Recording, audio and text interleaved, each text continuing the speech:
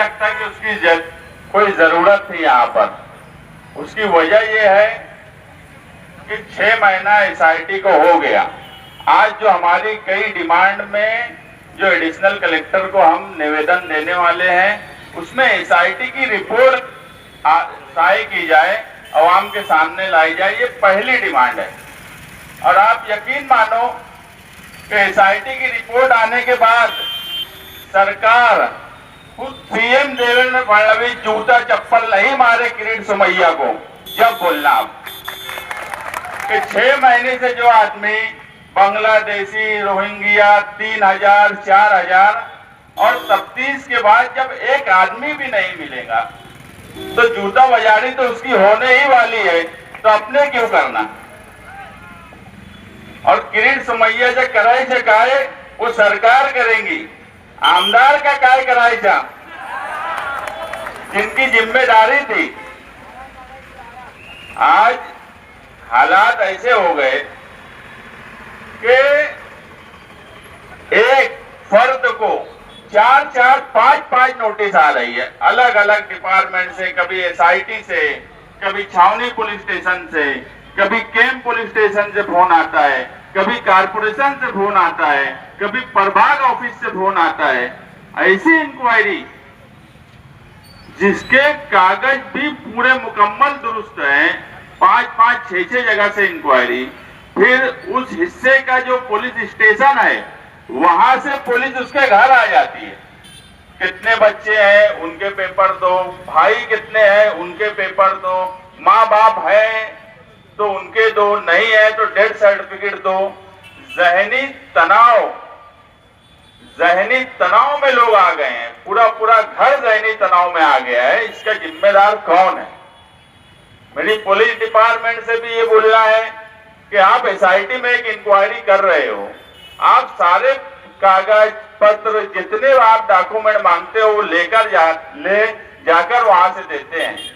उसके बाद अलग अलग हिस्से से उसी आदमी को, उसी औरत को बार बार पेपर मंगवाना, बार बार उसको जहनी तनाव में रखना, ये मुनासिब बात नहीं है। एसआईटी में सबके पेपर लगभग जमा हो गए। अगर किसी पुलिस स्टेशन को लगता है तो वहां से ले ले। सब कुछ दुरुस्त होने के बाद इस तरह की परेशानी में शहरियान को मुब्तला किया जा रहा है। असेंबली हाउस चल रहा है। कुछ लोग ये समझ रहे थे कि असेंबली में वो नहीं बोलेंगे तो इसका हल नहीं निकलेगा क्या। जब असेंबली या पार्लियामेंट में बोलने वाले लोग जिनको आवाम भेजती है, जब वो वहां अपनी नुमाइंदगी नहीं करते तो फिर आवाम को सड़क पर बैठकर नुमाइंदगी करने का भी हक हासिल है। और हम वही कर रहे हैं कि सड़क पर आए हैं, इससे ज्यादा शिद्दत से एहतजाज करने की तरफ जाएंगे अगर आज हमारा दिया हुआ निवेदन पर अमल नहीं हुआ। और इसी तरीके से सरकार, पुलिस डिपार्टमेंट, कारपोरेशन, तहसील ऑफिस लोगों को परेशान करती रही तो इससे सख्त एहतजाज की तरफ माइनॉरिटी डिफेंस कमेटी जाएंगी। अगर ऐवान में आवाज नहीं उठ रही है तो सड़क पर आवाज जरूर उठेंगी और पूरे शहर को लेकर सड़क पर आवाज उठेंगी। इसके बाद माइनॉरिटी डिफेंस कमेटी मीटिंग बुलाएंगी। आगे किस तरह से एहतजाज करना है, किस शिद्दत से एहतजाज करना है, उस पर बातचीत की जाएगी। हम आप लोगों को एक बात का यकीन दिलाते हैं कि कानूनी तौर पर सामने ही है कोर्ट, वहां भी हमारी लड़ाई चल रही है। इस हफ्ते में लगभग जो लोग बंद है सारे लोगों का आर्गुमेंट कंप्लीट हो जाएगा। कोर्ट का जो भी फैसला होगा हमें पूरी उम्मीद है कि अब बेल हो जाएंगी, क्योंकि जेल में अव्वल दिन जो खातून गिरफ्तार हुई, यहाँ पे उनके बच्चे भी बैठे हुए हैं। उनको देखकर हम लोगों को अच्छा नहीं लगता। जब वो आते हैं हमसे पूछते हैं कि क्या हुआ, हम वकील को बोलते हैं लेकिन कानून कायदा जिस तरीके से पेचीदा बना दिया गया, मामूली गलतियों को जिस तरीके से पेचीदा बना दिया गया। आज तमाम ही लोग जेल में बंद हैं। पुलिस डिपार्टमेंट भी जो औरतें जेल में बंद है उनके ताल्लुक से नरम रवैया अपनाए। चार्जशीट आपकी फाइल हो चुकी, SIT का वक्त पूरा हो चुका। उन लोगों ने क्या गलती की? क्या नजमा बानो बांग्लादेशी है? क्या शबाना बानो बांग्लादेशी है? अगर नहीं है तो क्यों उनको 6 महीने से जेल में रखा गया है? हर चीज का हिसाब होगा। अगर दबाव में काम किया जाएगा तो उसका भी हिसाब देना पड़ेगा। यहां नहीं देना पड़ेगा तो ऊपर देना पड़ेगा, हिसाब तो देना पड़ेगा। मजलूम की आह कभी जाए नहीं होती और ये सब मजलूम है। मालेगांव की तारीख में बहुत वाकये हुए, जुल्म भी हुआ, मगर मालेगांव की ख्वातीन कभी जेल में गई, ऐसे किसी मामले में ऐसा कभी नहीं हुआ। ये पहली बार हो रहा है कि मालेगांव की औरतें जेल में बंद है। इसलिए अब सड़क पर आने की जरूरत है। मामूली सी बातें, अभी एक नोटिस किला पुलिस स्टेशन ने एक इंक्वायरी कारपोरेशन को दी कि जिन लोगों ने एप्लीकेशन दिया तहसील ऑफिस में तो उनके शौहर के नाम से आदेश हुआ, तो जन्म जिस नाम से आदेश हुआ उस नाम से जन्म दाखिला क्यों नहीं बनाया गया? अरे इतनी तो अक्ल रखो कि शादी होने के बाद शौहर का नाम जब लग जाता है आधार कार्ड से लेके हर डॉक्यूमेंट पर, अरीजा करने वाले ने अगर अरीजा कर दिया तो क्या जन्म दाखिले पे बाप की जगह शौहर का नाम लिखा जाएगा? इतनी अक्ल और दिमाग, लॉजिक तो डिपार्टमेंट को भी होना चाहिए।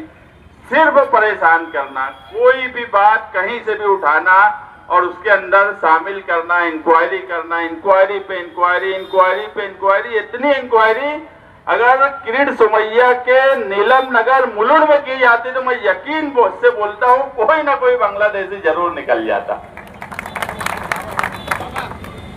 सरकार अपना वक्त जाय कर रही है, पुलिस डिपार्टमेंट को परेशान कर रही है, उनका वक्त जाय कर रही है। आज 6-7 महीने से इतनी मैन पावर लगा दी गई है इंक्वायरी के लिए और सबको ये बात समझ रही है, क्या कारपोरेशन के अधिकारी, क्या तहसील के अधिकारी, क्या पुलिस डिपार्टमेंट के आला अधिकारी से लेकर नीचे तक काम करने वाले लोग, सबको समझ रहा है कि वक्त जाय किया जा रहा है। अब मेन फोर्स का इस्तेमाल ऐसी जगह किया जा रहा है जहां से कुछ हासिल होने वाला नहीं है, लेकिन सिर्फ और सिर्फ बदला लेने के लिए। उन्हें भी पता है कि जिनको इन्होंने MP बनाया, जिनको इन्होंने MLA बनाया, ये कुछ करने वाले नहीं हैं। मगर उनको ये नहीं पता था कि जो हार गए वही कमेटी बना के खड़े हो जाएंगे, ये इल्म नहीं था। और यही वजह है कि जिस तरह से वो डराना चाहते थे उस तरह से डर और खौफ नहीं रहा। और ऐसे भी मालेगांव के लोग कभी डर सकते हैं? हो ही नहीं सकता। मालेगांव शहर के लोग, क्या ख्वातीन क्या मर्द, ये तो वक्ती तकलीफ है। हम भी यही चाह रहे हैं कि SIT की रिपोर्ट तो आ जाए एक बार। मैं तो बोला ना, जूता बाजारी तो किरीट सुमैया की होने वाली है, मगर रिपोर्ट के बाद हम क्या करेंगे वो हम आगे बताएंगे। माइनॉरिटी डिफेंस कमेटी यही चाहती है कि रिपोर्ट जल्द से जल्द आए। जिस तरह से एक ही फर्द को बार बार नोटिस दी जा रही है उसका सिलसिला बंद किया जाए। SIT में जिन्होंने अपने इंफॉर्मेशन दे दी, आप उनके कागज पत्तर देखिए। मामूली गलतियों को आप बड़ी सजा की तरफ उनको मत लेकर जाइए। सरकारी वकील अगर स्पेशल आए हैं तो वो सरकारी वकील रहे, सियासी वकील ना बने। उन पे तंबी की जाए।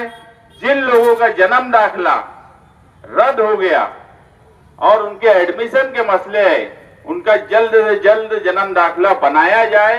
अभी तक मालेगांव शहर में नया जन्म दाखिला और मुड़ुत जन्म दाखिले का प्रोसेस नहीं शुरू किया जा रहा है, जल्द से जल्द शुरू किया जाए।